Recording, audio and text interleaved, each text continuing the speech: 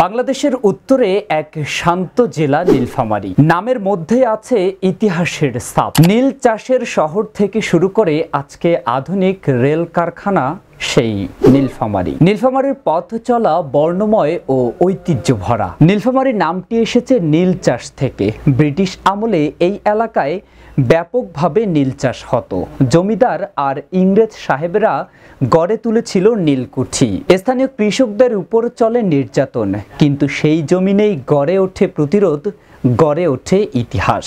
নীলফামারীর মানুষ সোজা সাপটা গানে বাজনায় প্রাণবন্ত। এখানকার লোকসঙ্গীত, বিশেষ করে বাউল ও পল্লীগীতি, এখনো ধরে রেখেছে গ্রাম বাংলার আত্মা।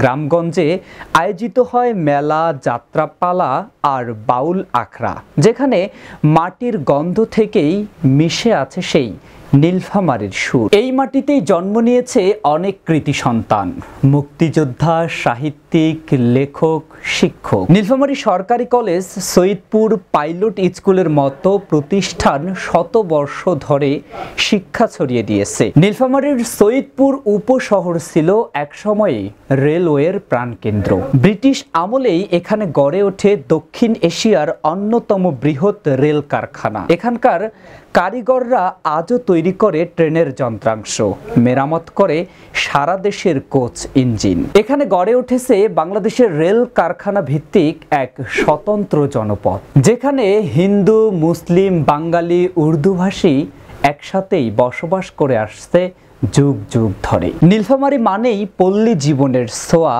ধান, পাট, সরিষা, নদীর গন্ধ মিশে আছে এখানে। এখানকার মানুষ অতিথিপরায়ণ, পরিশ্রমী আর সাংস্কৃতিক নামী। শীতকালে চলে পিঠাপুলির উৎসব, বৈশাখে গ্রামীণ মেলা। এ জেলার প্রতিটি খুনসুটি আমাদের স্মরণ করিয়ে দেয় বাংলাদেশ শুধু শহরের নাম না। গ্রামের মানুষ, তাদের ইতিহাস, তাদের ঐতিহ্য আমাদের আসল পরিচয়। প্রিয় দর্শক, এতক্ষণ থেকে আমাদের বুলেট টিভি সংবাদের সাথে থাকার জন্য আপনাকে অসংখ্য ধন্যবাদ। পরবর্তী আপডেট পেতে অবশ্যই আমাদের বুলেট টিভি ফেসবুক পেজটি ফলো দিয়ে ইউটিউব চ্যানেল সাবস্ক্রাইব করুন। সবার সুস্বাস্থ্য কামনা করে শেষ করছি আজকের মতোই। আল্লাহ হাফেজ।